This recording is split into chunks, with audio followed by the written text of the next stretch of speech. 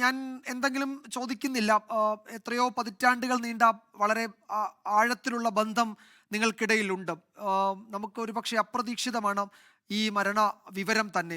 ഗുരുതരാവസ്ഥയിലാണ് എന്നറിഞ്ഞിരുന്നു. പക്ഷേ നേരത്തെയും ഇത്തരം അവസ്ഥകളിലൂടെ കടന്നു പോവുകയും രോഗത്തെ വളരെ ബോൾഡായി നേരിട്ട് തിരികെ വരികയും പൊതുപ്രവർത്തന രംഗത്ത് നമ്മൾ കാണുകയും ചെയ്തിട്ടുള്ളതാണ് കനത്തിൽ ജമീലയെ.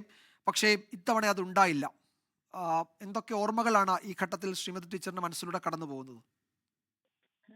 ഓർമ്മകളെക്കാളും ഏറ്റവും വലിയ ദുഃഖവും വലിയ വിഷമവും ഒരു വലിയ ഭാരം മനസ്സിൽ വന്ന് വിട്ടുപോയി. കാരണം ജമീല കഴിഞ്ഞ ഒരു 35 വർഷത്തിലേറെയായിട്ട് കോഴിക്കോട് ജില്ലയിലെ ഞങ്ങളുടെ സംഘടനയുടെ പ്രധാനപ്പെട്ട പ്രവർത്തക എന്നുള്ള നിലയിൽ മക്കള അസോസിയേഷന്റെ ജില്ലാ പ്രസിഡന്റായിട്ടും ഇപ്പോൾ സംസ്ഥാന ഭാരവാഹിയായിട്ടും അതിലേറെ ജനപ്രതിനിധി ഭരണാധികാരി എന്നുള്ള നിലയിൽ അവര് കുറേയേറെ വർഷക്കാലം നമ്മുടെ ജനങ്ങൾക്കിടയിൽ ജനസേവനം നടത്തിയിട്ടുള്ള ഒരു വ്യക്തി. ഇത്രയേറെ തവണ ഭരണാധികാരിയായിട്ട് ഇരുന്നിട്ടുള്ള വളരെ കുറച്ച് പേരേ ഉണ്ടായിരുന്നുള്ളൂ.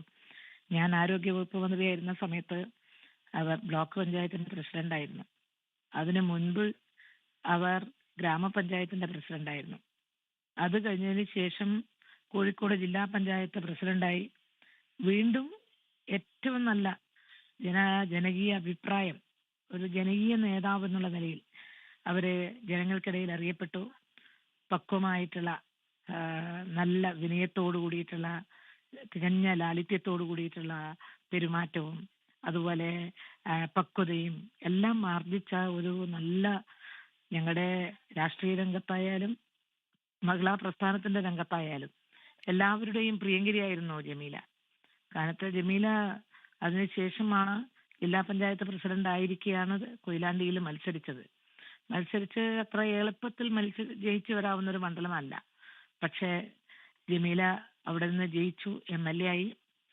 അതിനിടയിൽ ഇങ്ങനെ ഒരു അസുഖം വന്നു എന്നറിഞ്ഞപ്പോൾ തന്നെ വല്ലാത്തൊരു ഷോക്കായി പോയിരുന്നു.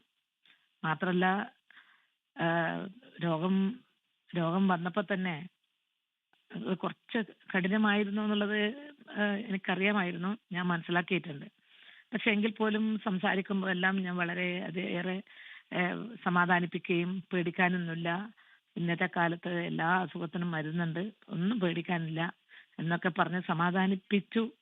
എങ്കിലും അവർക്കും അറിയാമായിരുന്നു, ജമീലക്കും കുറച്ചൊക്കെ അറിയാമായിരുന്നു എന്നാണ് ഞാൻ മനസ്സിലാക്കിയിട്ടുള്ളത്. ചിലപ്പോൾ കുറച്ച് കൂടുതലായിപ്പോയി.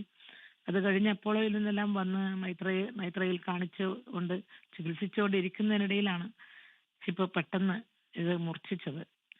കുറച്ച് തുടങ്ങുമ്പോൾ തന്നെ കണ്ടപ്പോൾ തന്നെ കുറച്ച് കാര്യമായിട്ട് തന്നെ വന്നു എന്നുള്ളതാണ് അറിയാൻ സാധിച്ചിരുന്നത്. നമുക്ക് ഇതൊക്കെ അറിയാമായിരുന്നെങ്കിലും നമ്മുടെ പ്രതീക്ഷ എന്ന് പറയുന്നത് ഈ രോഗത്തിന് ചികിത്സയിലൂടെ എന്തായാലും റിക്കവറി ഉണ്ടാവും എന്നുള്ളത് തന്നെയാണ് നമ്മളെല്ലാം വലിയ പ്രതീക്ഷയോട് കാണുന്നത്. കാരണം അത്രയേറെ ജനകീയമായിട്ടുള്ള പ്രിയങ്കരിയായിട്ടുള്ള ഏവർക്കും പ്രിയങ്കരിയായിട്ടുള്ള ഒരു നല്ല നേതാവ്, നല്ലൊരു പൊതുപ്രവർത്തക, അതിലും വിശേഷിച്ച് മുസ്ലിം കമ്മ്യൂണിറ്റിയിൽ നിന്നൊക്കെ ഇത്രയേറെ ചെറിയ പ്രായത്തിൽ പുരോഗമന പ്രസ്ഥാനത്തിന്റെ ഭാഗമായി ഏറ്റവും നന്നായിട്ട് ജനങ്ങൾക്കിടയിൽ അംഗീകരിക്കപ്പെടുന്ന ഒരു നേതാവായിട്ട് മാറാൻ ജമീലക്ക് സാധിച്ചത് ജമീലയുടെ ആ വ്യക്തിത്വം തന്നെയാണ്. ഞങ്ങൾക്ക് ഏറ്റവും വലിയ നഷ്ടം ആണ് ജമീലയുടെ വേർപാടിലൂടെ ഉണ്ടായിട്ടുള്ളത്. എനിക്ക് കൂടുതലൊന്നും എന്തായാലും ഞാൻ വല്ലാത്തൊരു മാനസിക വിഷമമായി പോയി. ഇത്ര പെട്ടെന്ന് ഇങ്ങനെ ഉണ്ടാവുന്നു ഞാൻ സ്വപ്നത്തിലും കരുതിയതല്ല.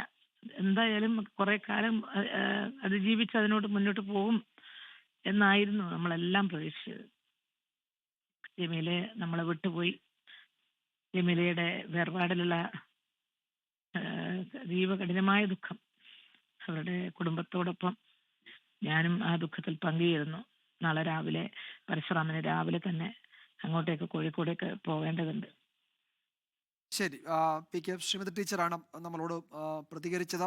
പതിറ്റാണ്ടുകൾ നീണ്ട ആത്മബന്ധം സൗഹൃദമൊക്കെയുള്ള ആളുകളാണ്, പൊതുപ്രവർത്തകരാണ്. അക്കാര്യമാണ് ടീച്ചർ സൂചിപ്പിക്കുകയും ചെയ്തത്. ലോകത്തെവിടെയായാലും ഏത് സമയത്തും 24 വാർത്തകളും ഓഗ്മെന്റഡ് റിയാലിറ്റി പാക്കേജുകളും എക്സ്പ്ലെയിനറുകളും വിശദമായി കാണാൻ ഞങ്ങളുടെ യൂട്യൂബ് ചാനൽ നിങ്ങൾക്ക് സബ്സ്ക്രൈബ് ചെയ്യാം.